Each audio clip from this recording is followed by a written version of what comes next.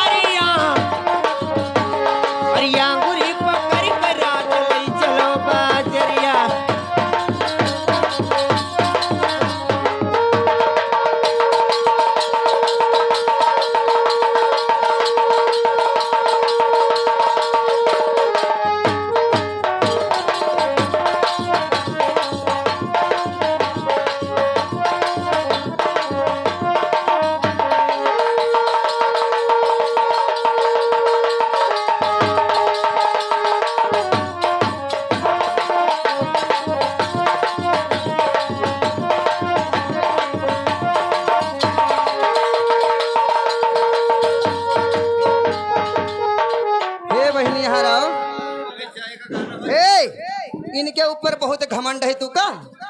अरे हमें तो लागत है ना तो इनके मुंह में एक तो दांत है ना और ना इनके पेट में आंत। बताओ वैसे हकर हकर करत है और बाजार जो लेके चले जे तो रस्तन बेहोश हो जे तू का दूसरे खाद पकड़े के परी। कहे बहनी लेकिन तो का कही था तो जाई कर राजा लगे हाय दैया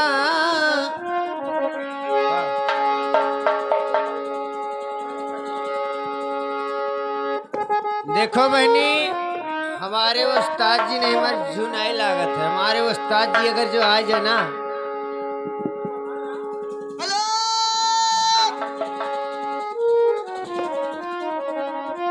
क्या गए राजकुमार बाबू रतनपुर के निवासी इस गाने पर खुश होकर के 10 रुपए कलम बन दे रहे हैं। भगवान उन्हें 10 रुपए के बल दे, भगवान उन्हें 10 रुपए के बल्ले भगवान उन्हें 10 लाख की संपदा प्रदान करें। हमारी कंपनी ने कोर्ट से धन्यवाद देती है। हेलो अरे चला चले राजा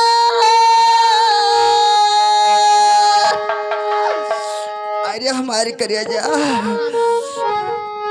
अरे चले चले राजा अरे तुही बेला तुराई दी की भंवरा देई बन वाई हमारा बलमा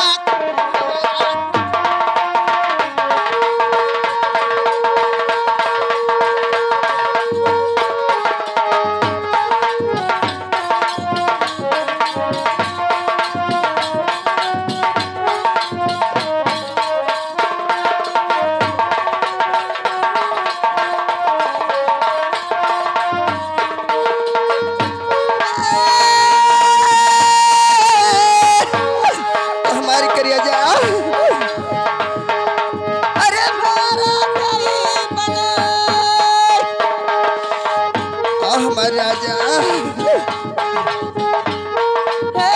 आधी रात का जब मन कई भवरवा की गुरु मलिए तू सब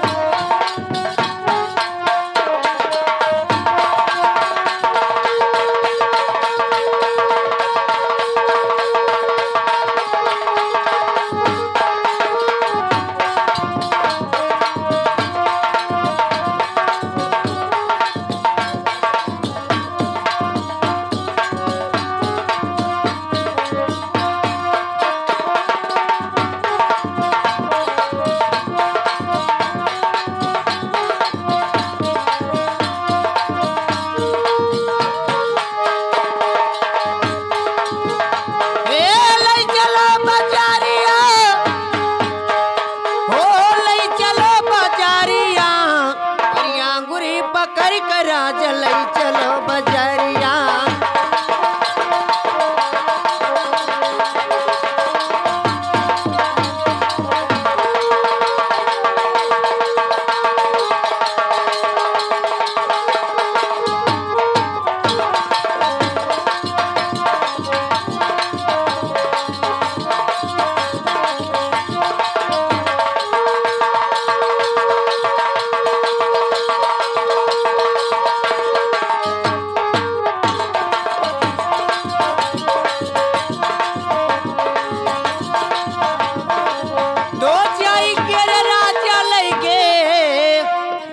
आज बहनी महाराजगंज आज बाजार रहा बहुत मस्त। हाँ तो जाई के राजा लगे अरे महाराजगंज बजरिया। महाराजा वघाई जाई है ना और तुहरो कर्म सुधर जाई। जब बंदा नहीं करते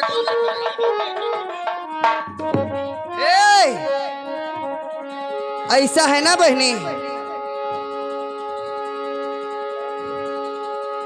अब ही तलुक ना तुहारे कौनो मियर के धक्के मुक्के तू काट ले गई ना, लेकिन हम अपने वो 1.5 गड़ौआ करे बिना 1 मिनट ना काट पेबे।